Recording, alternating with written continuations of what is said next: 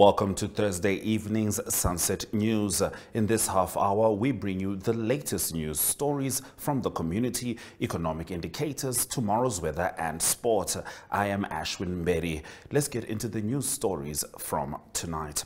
At independence, only 3% of the Namibian population lived in informal housing. According to economist Namene Khalili, he said this percentage had grown to 34% of all Namibians before the recent census.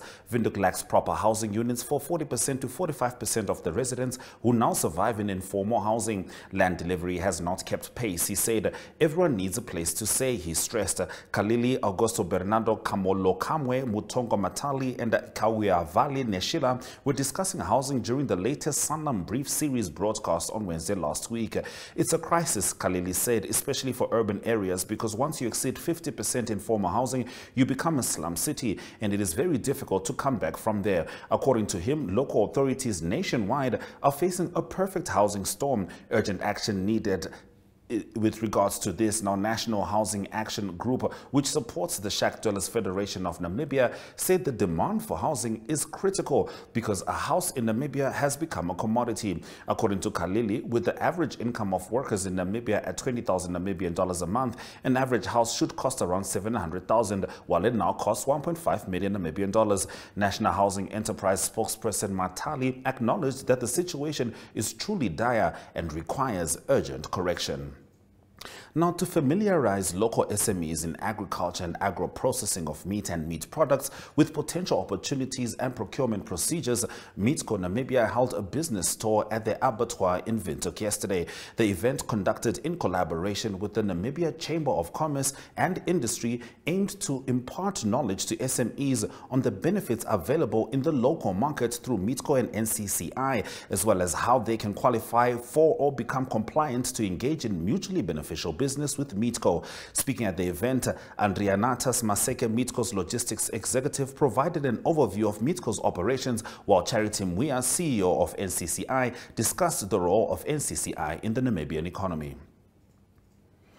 Now, the applicant, James Atukelipi, persists in his failure to disclose to the court the whereabouts of the funds amounting to $4,121,883 deposited into a bank account in Dubai. This was stated by Attorney General Martha Imalwa in a statement in the court application, in which the fishrot accused, James Atukelipi, requested the court to make almost 6 million Namibian dollars of his frozen assets available for him to pay his legal fees.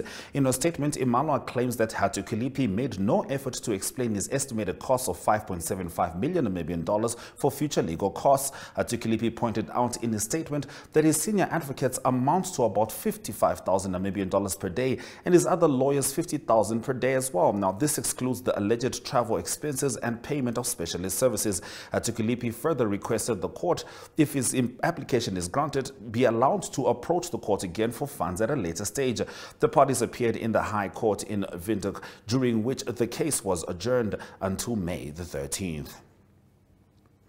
Now, the government is prioritizing the development and growth of small and medium-sized enterprises and citizens' participation in the economy, according to Vice President Netumbo Nandi Ndaitwah. In this way, we will enable our citizens to contribute to economic development by creating jobs for themselves and employing their fellow citizens, Ndaitwah said this week, while handing over materials for income-generating activities in Katutura. The Income Generating Measures Program is a small and medium enterprises support program implemented by the Commerce Regional Council, under which SMEs are supported with equipment and materials.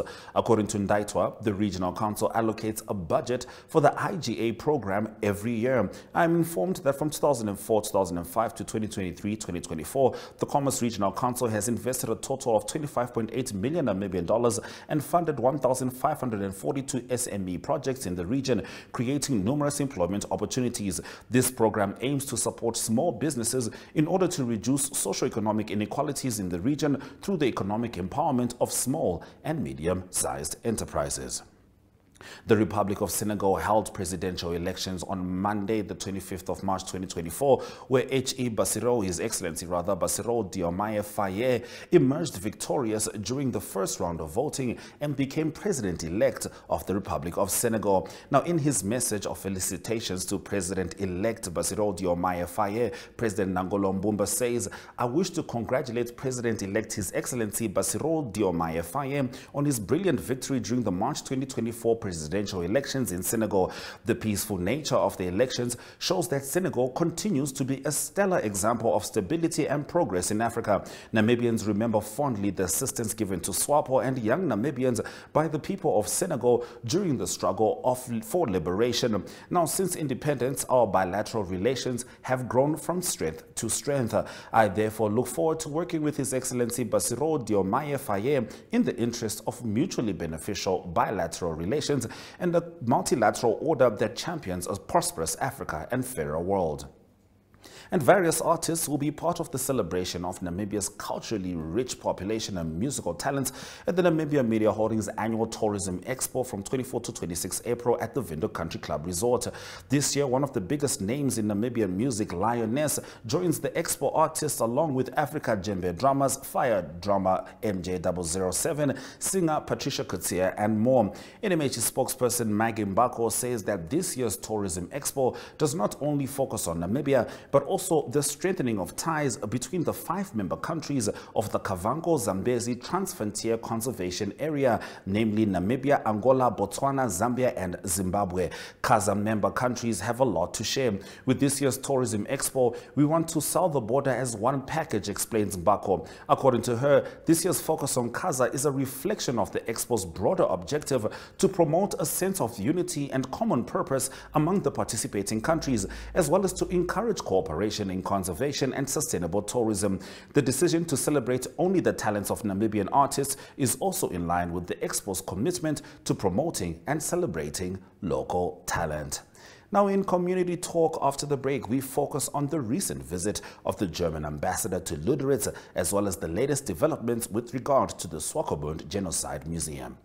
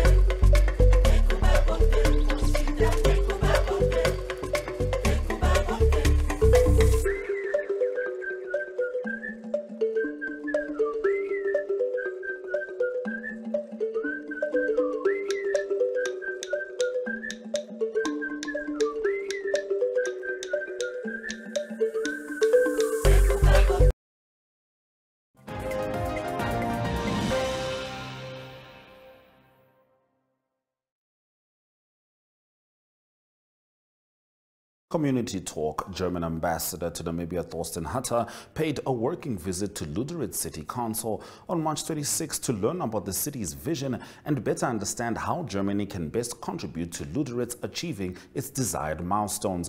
Hatter pointed out that the green hydrogen project is not an initiative of the German government, but is driven by private parties, with the government ensuring political support for the realization of the project. A presentation was made for the ambassador detailing the roadmap for the city's development. Intensive discussions also took place between the parties. Hatter was received by Deputy Mayor Brigitte Fredericks and Acting CEO Otto K. Shipanga. Now, the Swakopmund Genocide Museum is gearing up for a significant expansion and restoration project. Laidlaw Peringanda, the visionary behind the museum, has announced that funding from the German embassy and government has been secured, marking a pivotal moment in the museum's history. The impending visit of a German delegation next month to the museum signifies the beginning of discussions regarding sponsorship and collaboration. Now, Peringanda intends to utilize this funding to not only expand the museum, but also to undertake the crucial task of restoring the unmarked graves of the Swakopmund prisoners of war from the years 1904 to 1908.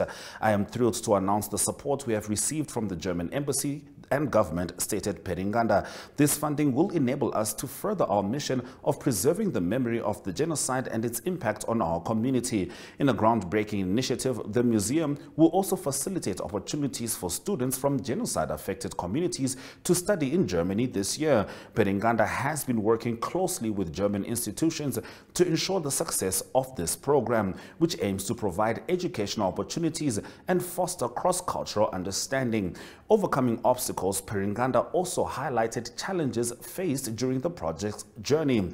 Now, he says the Swakopmund municipality has been problematic in its support of the Swakopmund Genocide Museum, Peringanda claimed. Despite these obstacles, Peringanda remains steadfast in his commitment to the museum's mission. Now, Peringanda said the initiative was first conceived in 2015 within the DRC informal settlement. However, it was not until 2019 that the museum was officially registered. For further information regarding the Swakopmund Genocide Museum, visit their official website or contact Laidlaw Peringanda directly. Now, also, Laidlaw Peringanda is a direct descendant of a victim of a massacre by German colonial forces in Namibia more than a century ago. His community is also calling for fresh talks with Berlin to negotiate the return of ancestral land that German forces seized more than a century ago. Reuters reports. Descendant of a victim that's calling for fresh talks with Berlin to negotiate the return of ancestral land after German forces seized more than a century ago. Without land, they are nothing. So I think we must first focus on the land, that our ancestral land must be returned back, Germany agreed in May 2021 to fund projects worth $1.2 billion over 30 years to make up for the property seizures and killings by German colonial forces between 1904 and 1908 after the tribes rebelled against German rule. Germany also apologized for its role in the slaughter, officially describing the massacre of some 65,000 Herero and 10,000 Nama people as genocide for the first time. But critics have said Germany should not have directed its apology to the Namibian state. It did not exist at the time of the genocide and had no mandate to speak to Germany on behalf of traditional Herero and Nama authorities. Mashunde Kashua is the leader of affection of the Ova Herero Traditional Authority. Germany must come to a table, discuss with us, negotiate with Hereros and Namas, and together we agree on what is appropriate to repair the damage it has caused to the Hereros and Namas, wherever they are at the moment. The communities also argue that the issue of land ownership was not addressed in a 2021 joint declaration, noting that ancestral land taken by German forces has not been returned. Harold Hecht is the chairman of the Forum of German-Speaking Namibians. He said the joint declaration was subject to ratification by the Namibian parliament, but the process has been put on hold as the two governments discuss amending the document. There is at least an offer on the table, and in the absence of anything else, I think we need to support it. At the moment, white people make up 5% of Namibia's population, but control more than 70% of prime agricultural land. The Foreign Ministry in Berlin did not immediately respond to a request for comment.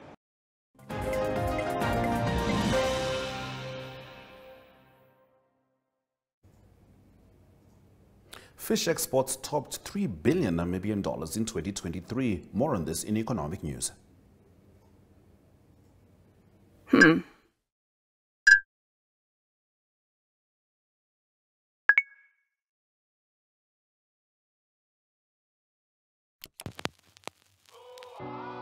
eTicket, your online ticket solution for events and event marketing, bringing you ease of mind and making sure that your event gets out there.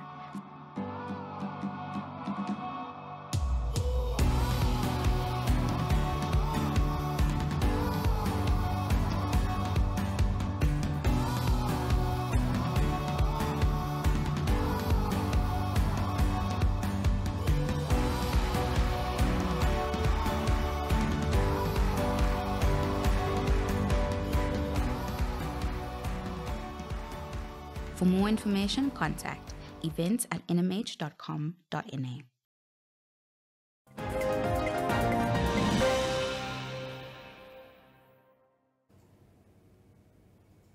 Namibia exported 3 billion Namibian dollars worth of fish in 2023, marking a 400 million Namibian dollar increase in fish exports compared to 2022. This is according to the Namibia Statistics Agency's Agriculture and Fisheries Bulletin for the fourth quarter of last year.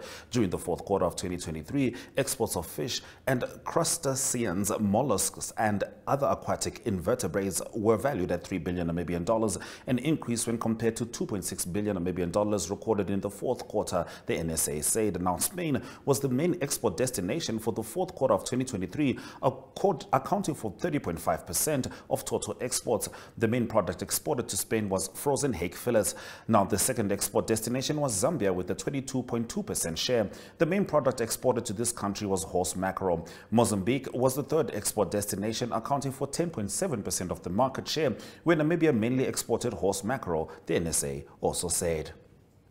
Let's head over to the indicators.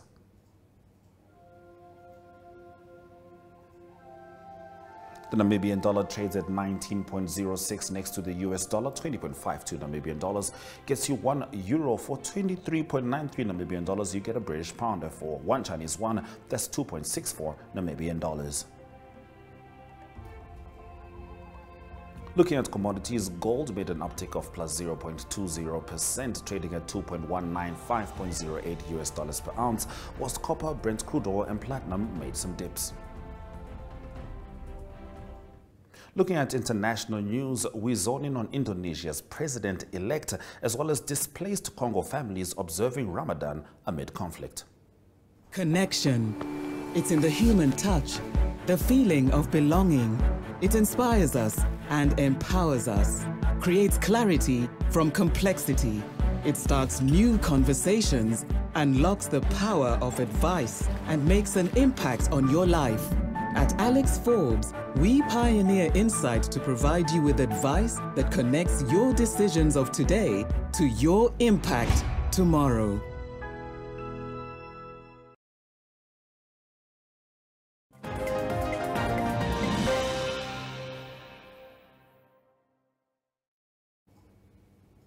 In international news, the legal team of Indonesia's president-elect Prabowo Subianto said on Thursday losing presidential candidate's bid in the country's top court to disqualify him would negate the people's right to vote. Losing candidates Ganjar Pranowo and Anies Baswedan on Wednesday challenged Prabowo's victory in last month's presidential election in the Constitutional Court, claiming state interference in the poll and calling for his disqualification. Otto Hasibuan, one of the lawyers on Prabowo's legal team, said in court there were no violations during the February 14 election and that administrative complaints should be handled by the election watchdog rather than the Constitutional Court. Prabowo and his running mate Gibran Raka Buming Raka, the eldest son of outgoing President Joko Widodo, were officially announced as election winners by the national poll body last week. Muslim families displaced by conflict in Democratic Republic of Congo's east are observing Ramadan under the shadow of war, erecting makeshift mosques in camps and sharing what little food that can be spared in order to break fast. Reuters' David Doyle has more. Abdurrahman Kikandi feels especially blessed to be fasting this year. His family, including a pregnant wife and a young daughter, have fled rebel violence around the town of Sake in Eastern Democratic Republic of Congo. Now, at Goma's Lac Vert refugee camp, they're spending Ramadan living off meagre rations of rice and tinned sardines. But Kikandi is grateful that thanks to his fasting, they will have enough, though barely, for everyone to eat each day. The fact that my wife is not fasting is a grace that I thank God for. It's God who wanted my wife to escape this by having a baby. This helps me because I'm the only faster in the house. And I break the fast alone in the evening. I don't have enough food to feed 2 or 3 people anyway. Thousands of civilians have fled to Goma amid a fresh advance by M23 rebels this year. Newcomers from Sake join hundreds of thousands already displaced around the provincial capital since 2022, due to the ongoing conflict. Sheikh Musa Ahmed Mabange is a Muslim community leader in North Kivu province. The war is now concentrated around Sake. And Sake is the cradle of Islam in North Kivu province, where the very first mosque in the province was built, and it's a city with many Muslims. And because of the war, the Muslims, like everyone else, have dispersed to several displaced persons camps. Because of this war and the current difficulty of life, we don't know how to feed our faithful with enough to break the fast this Ramadan. At the Lakver camp, makeshift mosques have been erected between the tents. They serve as locations for breaking fast, where what little food that can be spared is distributed. Khadija bin Ibrahim Kulanyere, whose home in Sake was destroyed by rebels, says the fasting is taking place in very difficult conditions. Our children have neither a meal to start the fast nor one to break the fast. We have nowhere to find food, and if we go back to Sake to look for it, we are attacked by the rebels. She says they are suffering a lot and are praying for peace so they can return home. But for some here, it is difficult to look beyond the holiday season, let alone towards a better future.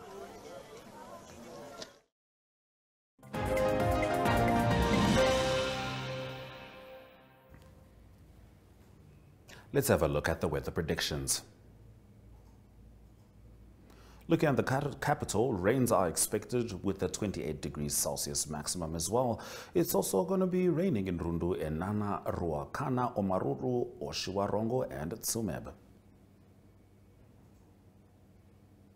Less rains on this board, sunny in Walvish Bay, Rehoboth, Aranos and Lutherits, partly cloudy conditions in Ramsvlei and Oranjemund. And if you're in Kitmanshoop, it's partly cloudy conditions as well as a maximum of 34 degrees Celsius, making it one of the hottest in the country. Stay with Sunset News as we delve into the sports news after the break. Welcome to What's Cooking, where culinary passion meets expert insights. Somebody must really want to cook and want to cook good food. Immerse yourself in the bustling world of professional kitchens as top chefs create mouth-watering dishes. Join us for in-depth interviews as our host explores the experiences and expertise of our guest chefs. Don't miss out.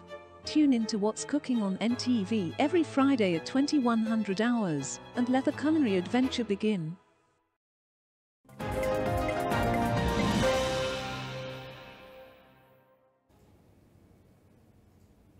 In sports, the final round of the 2024 Bank Windhoek Namibian National Chess Championships was held at the Nictus Cultural Centurion on Tuesday. Now, the final round featured some fierce confrontations on the chessboard as competitors competed for the top positions in their divisions.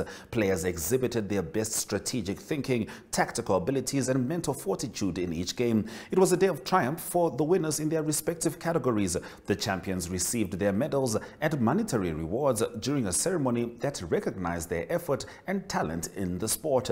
The final standings and winners of the 2024 Bank Windhoek 2024 Namibian National Chess Championships were as follows. At least the champions: 2024 National Chess Champion Heskel Ndahangwapo finished with 7.5 points out of 9 rounds. Now, Heskel is the defending champion from 2023. And 2024 National Women's Chess Champion Lutopu Koa finished with 7 points out of 9 rounds. Koa was awarded an official National Master title for winning the women's section. Now, the Confederation of African Volleyball Zone 6 Beach Volleyball Tour is set to kick off its 2024 season with the first leg hosted by Namibia. The event will take place at the DTS Beach Volleyball Courts in Windhoek from 4 to 7 April. This leg marks the beginning of a series of tournaments across the zone, with countries such as Mozambique, Malawi and South Africa set to host subsequent legs. Namibia, having hosted the same leg last year on Easter weekend at the Mall Beach in Swakopmund, is ready to once again welcome beach volleyball enthusiasts from across the region. Teams from Botswana, South Africa, Zimbabwe and Angola have already confirmed their participation in this exciting event. Namibia will be represented by 6 male and 6 female teams, showcasing the country's talent as well as the commitment to the sport. Now, organizers are thrilled to host the country's biggest youth football and netball tournament, the Nedbank Namibian Newspaper Cup. The 2024 edition takes place over the Easter weekend from Friday to Monday at the Legares Sports Stadium in Gobabis, with over 10,000 people expected to flock to the capital of the Omaheke region.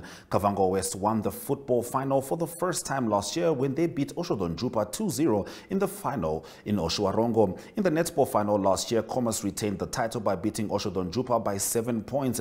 Edward Hawombo, team manager of the 2023 football champions, said their team has trained and are looking forward to defending their trophy.